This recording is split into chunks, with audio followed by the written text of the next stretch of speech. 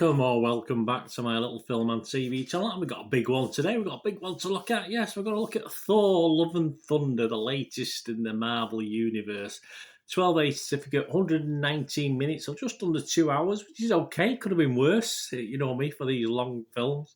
A fantasy, action, adventure, and in big words, comedy. Yes, comedy. I think more comedy than the others in this one. Interesting films. Well, those films I watched and then on reflection looked back and thought, oh, yeah, I enjoyed it perhaps more than I thought I did at the time. So anyway, we'll have a talk about it. It's a superhero film. Of course, it is based on the Marvel Comics character Thor, produced by Marvel Studios and distributed by Mr. Disney, Walt Disney, of course. Sequel to Thor Ragnarok, although it's a little bit different. 2017 and the 29th film in the Marvel Cinematic Universe. So they say. Anyway, I can't back that up. Film directed by Taika Waititi, who co-wrote the script with Jennifer Cartin Robinson. It stars, yes, Chris Hemsworth's up there as we'd expect, alongside Christian Bale. He's the baddie in this. Tessa Thompson, Jamie Alexander, Waititi, Russell Crowe, and of course the lovely, wonderful, sort of made the film for me, Natalie Portman. Internet Movie Database, Joe Public, as at the 9th of July 2022, as I'm recording this, 7 in the morning, 7.1 out of 10. It's not bad, is it? That's okay. And of that, I took out the 7,237 10 out of 10s. No. And the 2,183 1 out of 10s. No. Okay, for both of those. But we're left with 23,961 who scored it between 6 and 9. That's impressive. And only 4,351 scored it between 2 and 5. So overall, 85%. I'll get 90. 85% positivity. So it looks okay. Rotten Tomatoes. I've got all Manchester. Rotten Tomatoes audience, 4.2 out of 5. Yes, so that's 8.4 out of 10. So that's not bad, is it? Metacritic, the other critic site, their users 6.1 out of 10. So yeah, a little bit low, but okay. All looks good. And what's it about? Well, Thor attempts to find inner peace. Of course he does, but must return to action and recruit Valkyrie, who's played by Thompson, of course. Korg, who's played by Waititi. And Jane Foster, who's of course played by Natalie, who is now the mighty Thor. Yeah, she's got the hammer. To stop Gore the God Butcher, played by Mr. Bale, from eliminating all gods. Yeah, well, it doesn't do too well. It does okay initially. Of course it does.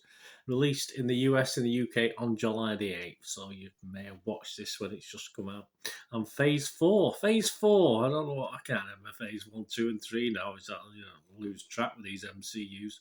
The critics, yes, what's about the critics? The public seem to like it. The critics, generally yes, but there are a bit of a mixed bag, and I'm not surprised. I'm not surprised having watched the film, well, because I'm mixed bag myself, and I've watched it, and I say I can't come down either way at the moment. I'm flip-flopping from one to the other on whether this is a really good watch or an okay watch or a bit daft. Rotten Tomatoes, an approval rating of 67%, which is okay. Average rating of 6.6 out of 10, which is okay. That's based on 307 reviews and scores, so that's a lot. But if you break that down, it's 2/3 to 1/3. Yeah, 207 were fresh and 100, so a massive amount, were rotten.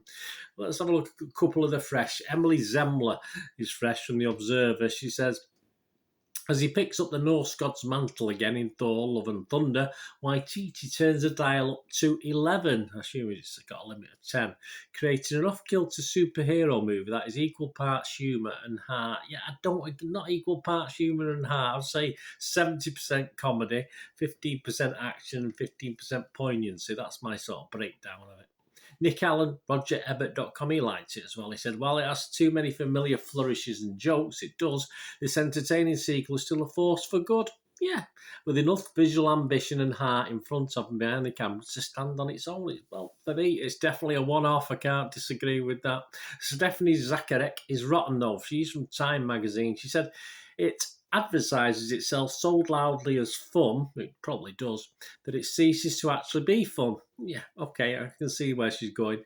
This is the way with Waititi, a gifted director who, now that he's no longer required to wield a light touch, seems to have forgotten how to do so. Yeah. Did he get out of this what he wanted? He possibly did, but obviously it's threw up a lot of people. It threw me initially. It looks as though it's thrown Stephanie as well. David Rooney from the Hollywood Reporter, he didn't like it much either. The movie feels weightless. Yeah, it's nice, it's bright, but yeah, weightless. Yeah, not a bad description.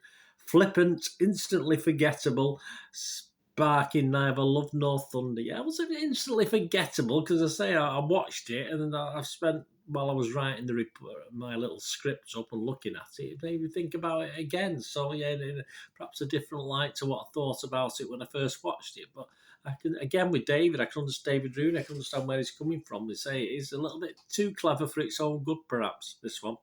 The site's consensus: in some ways, Thor: Love and Thunder feels like Ragnarok Redux, but overall, it offers enough fast-paced fun to make this a worthy addition to the MCU. Yeah, I think the word fun has to come into this.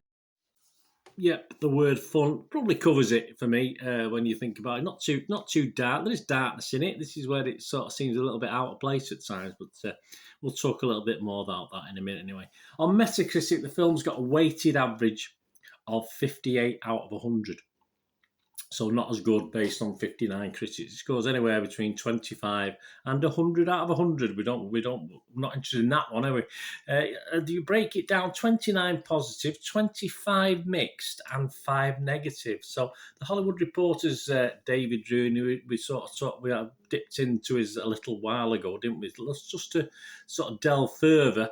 He said, dipping less rewardingly from the same well in Thor: Love and Thunder, Waititi pushes a wisecrack into tiresome extremes, snuffing out any excitement, mythic grandeur, or sense of danger that the God of Thunder's latest round of rope challenges must hope to generate. Chris Hemsworth continues to give great muscle-bound himbo, but the stakes never require much urgency in a movie too busy being jokey and juvenile to tell a gripping story. Yeah, didn't like it, did he? IGN's Tom Jorgensen gave it 70 and said, Thor: Love and Thunder is held back by a cookie-cutter plot and a mishandling of supporting characters. Yeah, interesting. We give it 70. This is where I'm coming. What I say, there's bits I like, but obviously, I'm going to give it a reasonable score. I'll tell you that now. But there's certain things I didn't like in it. Mishandling of supporting characters, but succeeds as the MCU's first romantic comedy. Yeah, I think that's a clever, probably where we're going with this. Thanks to Chris Hemsworth and Natalie Portman's chemistry. Yes, they do have a lot of chemistry. Right, on to my final thoughts. As I said, I'm as perplexed as some of the guys and some of the critics that have put reviews in for this. I'm not too sure what the film... Well, I am sure what the film is trying to do, but I think it's missing out on the fact of the MCU following and what they used to. It's gone for a mainly comedy theme, this one, with the odd moment of darkness, as I said, and poignancy as well thrown in, which does look a little bit out of place with all the humour, with all the attempts at humour anyway. Some of it, most of it worked, some of it didn't for me. I found myself smiling a few times, but other times I just wanted to roll my eyes. And it all made it just a little bit disjointed, unfortunately. As I say, I'd have sounded a little bit negative, perhaps in some of the critique, but it's not as bad as some of the rubbish we've had from Marvel. I'll be straight with you. I've never been the biggest fan of how they've done Marvel or DC stuff in the past. I'm a DC guy, but I don't mind Marvel at all. I used to get plenty of Marvel stuff when I was a kid. So yeah, I don't want to be. I just thought it certainly wasn't as bad as some of the rubbish I've seen. So, and on reflection, looking back at it, it did hold my interest. To say it's brash and bright and fun, and it did hold my interest from made me feel alive at times, which is not bad going at the moment. But there you go. If you do want a sort of lowbrow comedy that makes you laugh, that hits the spot, it's probably there. But it's not really what I expect from MCU. But as a one-off, I'll let it go this time. If they're going to carry on doing this sort of thing, then I don't know. I might get a bit disappointed with it all. And I also worry, not just with this film, but I always worry when you watch a film or a drama and it appears that the actors are having a lot of fun. Sometimes it doesn't. It's just too much fun sometimes. Is at the audience's expense. So I do worry about things like that. It's different. This is different. I think we're boiling down to that. I didn't expect it to be what it was. I found it a little annoying at first, but then you just go with the flow and enjoy it for what it is. It's not a bad film. It's a weird rom-com dressed up as an MCU fantasy action adventure. And okay, as far as being a fantasy action adventure, it only succeeds occasionally. As I say, there's too much emphasis on the humour in this. And the best bits for me, the hammers, the two hammers, not West Ham, nothing to do with football. The hammers, lovely Natalie Portman, and yeah, Russell Crowe. He made me laugh, I must admit, or made me smile anyway. So I am going to give it an okay score. I'm going to give it a 6.5 out of 10. As I said, I've gone between a 5.5 to a 6 to a 6.5, but I'll stick at 6.5 because, as I said, it's certainly better than some of the rubbish we've had. So, as I say, expect something a little bit different, and you might not be as shocked or puzzled by it as I was for most of it. But as I said, on reflection, when I look back at it and think, yeah, it was all right, it was fine, definitely very watchable. So 6.5 out of 10. Let me know what you think, guys. Thanks for watching. Please, until we meet again, stay safe. Bye for now.